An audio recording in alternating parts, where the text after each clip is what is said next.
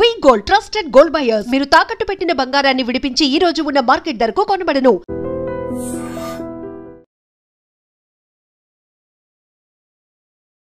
శ్రీకాళహస్తి 2 నుండి ఎక్కడికి వచ్చారు? రూరల్ నుండి ఏర్పేడ్కి వచ్చాను సార్. ఏర్పేడ్లో ఉన్నప్పుడు జయలక్ష్మి మేడం గారు ఎస్పీ గారు అందున్నారు, గోపినాథ్ జెట్టి సార్ ఎస్పీ గారు ఉన్నారు. ఆ టైంలో మామూలుగా థెఫ్ట్ కేసులు, ట్రాక్టర్ దొంగతనాలు అలాంటివన్నీ చేజ్ చేసుకుంటాం. కేసులు, law and order issues, airport duties అంతా చేసుకుంటాం. ఇంకా అక్కడి నుంచి నేను డైరెక్ట్గా బంగారుపాలెంకి వెళ్ళడం జరిగింది సార్. బంగారుపాలెంలో 2018 నుంచి చేశాను సార్. ఆల్మోస్ట్ 3.5 years చేశాను నేను. ఏముందండి మీకు బాగా మర్చిపోయిన సంఘటన అక్కడ? బంగారుపాలెంలో నేను వెళ్ళిన వెంటనే అక్కడ క్రైమ్ నేచర్ ఏంటంటే బంగారుపాలెము బెంగళూరుకి హైవే సార్. బెంగళూరుకి ఎక్కువ ఉంటుంది మూమెంట్. అంత మ్యాటర్ ఆఫ్ 2 hours జర్నీ అంతే. బెంగళూరుకి ఎక్కువ మంది అక్కడికి వెళ్ళి వస్తూ ఉంటారు, అక్కడి నుంచి వస్తుంటారు. అది ఇంకా మనకు గేట్వే లాగా. మనం తిరుపతి రావాలన్నా, విజయవాడ రావాలన్నా, వైజాగ్ రావాలన్నా, కలకత్తా వెళ్ళాలన్నా అదే వే ఇంకా మనకి. సో మదనపల్లి మీదుగా అది తక్కువ సార్, చాలా తక్కువ వెహికులర్ మూమెంట్ ఉంటుంది. ఇది ఎక్కువ ఉంటుంది. ఇది నేషనల్ హైవే కాబట్టి రోడ్డు కూడా బాగుంటుంది. మేమున్నప్పుడే కొత్త రోడ్డు వేశారు. అంతకుముందు బాగా రోడ్ యాక్సిడెంట్స్ జరిగేటివి. మేము పోయిన 2018లోనే ఇనిషియల్ స్టేజ్లోనే ఒక బంగారు వ్యాపారస్తులు ఒక 5.5 kg బంగారం పోతుంది మా ఏరియాలోనే. బంగారుపాలెం అవుట్స్కట్స్లో నంది అని ఒక రెస్టారెంట్ ఉంటుంది, A1 రెస్టారెంట్ అనేది, రిలయన్స్ అనే ఒక పెట్రోల్ బంక్ దగ్గర. అక్కడ మేము తీసుకొని పోతున్న బ్యాగ్లో ఒక 5.5 kg బంగారం దొంగలించబడింది అని ఒక 2 days తర్వాత, పోగొట్టుకున్న 2 days తర్వాత స్టేషన్ కంప్లైంట్ వస్తుంది. అది మనకు ఒక్కసారిగా మైండ్ బ్లాక్ అవుతుంది. కేజీలు అంటేనే అది ఏమన్నా కరెక్ట్ చెప్తున్నాడా, ఇతను ఏమన్నా సమస్య ఉందా అన్న ఉద్దేశంతో తర్వాత ఆఫీసర్లకు చెప్పడం జరిగింది. అతను కన్విన్స్ చేసిన విధానం, అతను చెప్పిన విధానం చూస్తుంటే 100% పోగొట్టుకున్నాడు. ఎందుకంటే 2 రోజుల తర్వాత ఎందుకు ఇచ్చాడు అంటే, ఓనర్ ఎవరైతే ఉంటారో తను భావేష్ జ్యువెలర్స్ అని చెప్పి బాంబేలో ఉంటారు సార్. తను వీళ్ళు ఎగ్జిక్యూటివ్స్ ఇద్దరు, ఎవరైతే గోల్డ్ థెఫ్ట్ ఉన్నటువంటి పర్సన్స్ ఉన్నారో వాళ్ళు పట్టుకుని క్యారీ చేస్తున్నారా? అవును సార్. అది ఎలా జరిగిందంటే, మామూలుగా రెగ్యులర్గా మనకు బంగారము ఏదైనా ఎగ్జిబిషన్ కానీ లేదా షాప్స్కి కానీ వాళ్ళు తీసుకొని పోవాలన్నప్పుడు బాంబే నుంచి ఎగ్జిక్యూటివ్స్ వస్తారు సార్. ఎగ్జిక్యూటివ్ కూడా ఓన్గా క్యారీ చేయడు సార్. వాస్తవంగా మనకి పార్సెల్ ట్రాన్స్పోర్ట్ సిస్టమ్స్ ఉన్నాయి ఇప్పుడు. అంతా కాస్ట్లీ గోల్డ్ కానీ, క్యాష్ కానీ, బంగారం కానీ అదంతా ఆర్ముడ్ ఎస్కార్ట్తోనే వాళ్ళు తీసుకెళ్తారు. వీళ్ళు కొచ్చిన్లో ఉన్నటువంటి ఒక గోల్డ్ ఎగ్జిబిషన్కి భావేష్ జ్యువెలర్స్ అని ముంబైకి సంబంధించిన వాళ్ళు అక్కడ నుంచి తీసుకొని వస్తారు. ఇద్దరు వాళ్ళ ఏజెంట్స్ని పంపుతారు. మేము ఆల్రెడీ గోల్డ్ పంపించాము ఎగ్జిబిషన్కి. అదంతా కూడా కొద్దిగా మామూలు మనం డైలీ లైఫ్లో వాడే గోల్డ్ కాకుండా కొద్దిగా డిఫరెంట్గా ఉన్నటువంటి గోల్డ్ సార్. అది మనకు అకేషనల్కి వాడే గోల్డ్. అది ఆ గోల్డ్ ఎగ్జిబిషన్కి వాళ్ళు పంపుతారు. ఏజెంట్స్ సింపుల్గా బాంబేలో బయలుదేరుతారు, కొచ్చిన్కి వచ్చేస్తారు. కొచ్చిన్కి వచ్చేసిన తర్వాత వాళ్ళకు ఒక కోడ్ ఉంటుంది. ఆ కోడ్ ఆ ఆఫీస్ దగ్గర చెప్తే వాళ్ళు ఆ పార్సల్ ఇస్తారు. ఆ పార్సల్ తీసుకొని వస్తారు, ఎగ్జిబిషన్ అంతా ఎగ్జిబిట్ చేస్తారు. అక్కడ నుంచి మళ్ళీ ఓనర్ కాల్ చేస్తారు, ఎగ్జిబిషన్ అయిపోయింది అని. అతని కమాండ్ మీద నెక్స్ట్ పలాన్ దగ్గరికి ఇవ్వండి, కోయంబత్తూరుకి ఇవ్వండి. కోయంబత్తూరుకి కూడా మళ్ళీ అగైన్ పార్సల్ పిక్ చేస్తారు. వీళ్ళు ట్రావెల్ అయిపోతారు, వాళ్ళ చేతిలో ఏమీ ఉండదు. వస్తారు కోయంబత్తూరులో మళ్ళీ దాన్ని కలెక్ట్ చేసుకుంటారు. ఓకే. మళ్ళీ అక్కడ నుంచి మళ్ళీ ఓనర్ ఇన్స్ట్రక్షన్స్ మేరకు విజయవాడకు వస్తారు. విజయవాడలో ఉన్నటువంటి కొన్ని జ్యువెలరీ షాప్స్లో 1.5 kg అట్లా గోల్డ్ అమ్ముతారు. మళ్ళీ ఓనర్ ఇన్స్ట్రక్షన్స్ మేరకు అగైన్ వైజాగ్ పోతారు. ఇదంతా కూడా వాళ్ళతో పాటు గోల్డ్ ఉండదు, గోల్డ్ సపరేట్గా ట్రావెల్ అవుతూ ఉంటుంది ట్రాన్స్పోర్ట్ దాంట్లో. సో వైజాగ్లో అక్కడ కొన్ని జ్యువెలరీ షాప్లో గోల్డ్ అమ్ముతారు.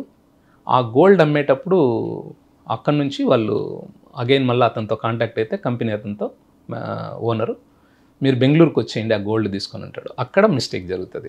అంటే అక్కడ ట్రాన్స్పోర్ట్ లేకుండా ఫిజికల్గా గోల్డ్ క్యారీ చేస్తారు. మార్నింగ్ స్టార్ అని ఒక ట్రావెల్స్ బస్సులో ఎక్కుతారు. ఆ బస్సులో వాళ్ళు కూర్చుంటారు, అదే బస్సులోనే దొంగలు ఉంటారు. అది వీళ్ళకి తెలియదు. బంగారుపాలెంకి వెహికల్ వస్తుంది, శ్రీకాళహస్తి దగ్గర ట్రై చేస్తారు. బస్సు ఒక 45 minutes బ్రేక్ డౌన్ అయితే ఎన్ని గంటలకు అప్పుడు అరౌండ్ అక్కడ శ్రీకాళహస్తి దగ్గర 4 ఆ ప్రాంతంలో మార్నింగ్ ఎర్లీ మార్నింగ్ వైజాగ్ ఎక్కుంటారు. ఎక్కారు నైట్ ఇన్ ద సెన్స్ ఈవినింగే సార్. అంతా 3 to 4 ఆ టైంలోనే ఎక్కేస్తారు. శ్రీకాళహస్తికి వచ్చాక వెహికల్ ఏదో ప్రాబ్లం రావడంతో ట్రై చేస్తారు వీళ్ళు. కానీ వీళ్ళు ఇద్దరు అలర్ట్గా ఉండడంతో సాధ్యం కాదు. అగైన్ బస్సు బంగారుపాలెంకి రీచ్ అవుతుంది. రీచ్ అయిన తర్వాత ఇద్దరిలో ఉన్నటువంటి ఒక వ్యక్తి వాష్రూమ్కి వెళ్తూ ఇతనికి చెప్పిపోతాడు. ఇతను కొద్దిగా నిద్రమత్తులో ఉంటాడు. సరే వెళ్ళు అంటాడు, కానీ ఇతను అలర్ట్గా ఉండడు. ఆ టైంలో ఉన్నటువంటి దొంగ ఆ బ్యాగ్ని తీసుకొని వెళ్ళిపోతాడు. వీళ్ళు చూసుకోరు, పలమనేరు దాటిన తర్వాత బ్యాగులు చూసుకుంటారు. చూసుకొని బస్ డ్రైవర్కి చెప్తే అతనికి ఏం అర్థం కాదు లాంగ్వేజ్ ప్రాబ్లం వల్ల. లేదు మీరు అక్కడికి వచ్చి బెంగళూరులో చెప్పండి అని చెప్తాడు. ఆఫీస్లో మార్నింగ్ స్టార్ ఆఫీస్ ఉంటుంది కదా, ఆఫీస్లో చెప్పండి, ఇక్కడేం చెప్పలేము అని. సరే అని వెళ్తారు. అక్కడ మళ్ళీ మెజెస్టిక్ పోలీసులు కంప్లైంట్ ఇస్తారు. వాళ్ళు ఎంటర్టైన్ చేయరు. తర్వాత వాళ్ళ ఓనర్కు బెంగళూరు రప్పించుకొని ఆ నుంచి అందరూ కలిసి బంగారుపాలెంకి వస్తారు. ఇదంతా 1 డే టైం, 2 days దాకా పట్టింది. మనకు డిలే కంప్లైంట్ వస్తుంది. మనకేం అర్థం కాదు. అందులో 5.5 kg బంగారం అంటేనే ఒకసారిగా ఏం అర్థం కాలేదు.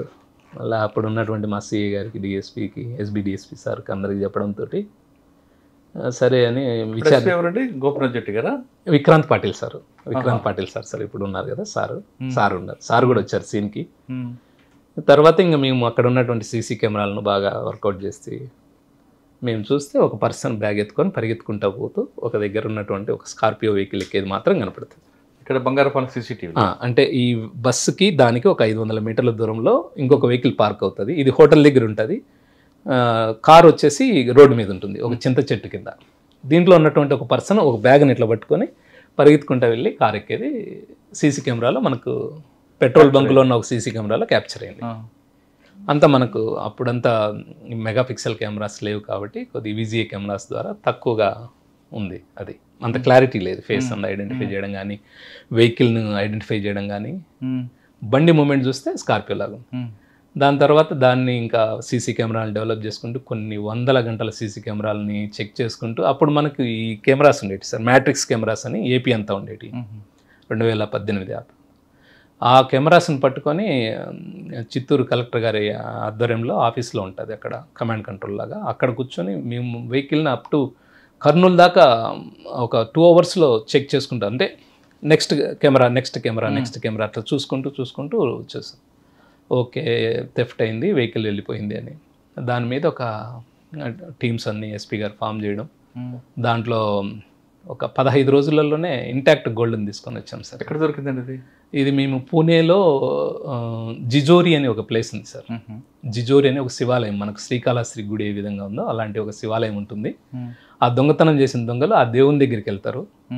వాళ్ళంతా ఒక దగ్గర ఉన్న టైంలో వాళ్ళను అప్రహెండ్ చేయడం జరిగింది. దానికి చాలా కష్టం. వీళ్ళ దగ్గర గోల్డ్ అనే విషయం వాళ్ళకెళ్ళి తెలిసింది సార్. వాళ్ళ వెహికల్ ఫాలో అయ్యారు, వచ్చిన తర్వాత ఇక్కడ బంగారుపాలెం దగ్గర బస్సులోకి వెళ్ళినప్పుడు అక్కడ డ్రైవర్ కానీ క్లీనర్ కానీ ఏం చేశారు? అబ్జెక్షన్ చేయలేదా? మా పాసింజర్ కాదు కదా సార్. యాక్చువల్గా సార్ మనకు సోలాపూరు, అహ్మద్నగర్, ఓస్మానాబాద్ మహారాష్ట్రకు సంబంధించినటువంటి ప్రాంతాలలో కొన్ని గ్యాంగ్స్ ఉన్నాయి సార్. వీళ్ళు ఏం చేస్తారంటే గోల్డ్ను బాగా విలువైనటువంటి ఆర్టికల్స్ మాత్రమే దొంగతనం చేస్తారు. వీళ్ళు జ్యువెలరీ షాపుల దగ్గర కాపు కాస్తారు సార్, రెక్కీ చేస్తారు. షాప్లో నుంచి బయటకు వస్తున్నటువంటి వ్యక్తిని ఇతను ఏదైనా కంపెనీ నుంచి వచ్చిన ఎగ్జిక్యూటివా, ఈ బంగారు వర్తకుడా కాదనే దాన్ని ఐడెంటిఫై చేస్తారు.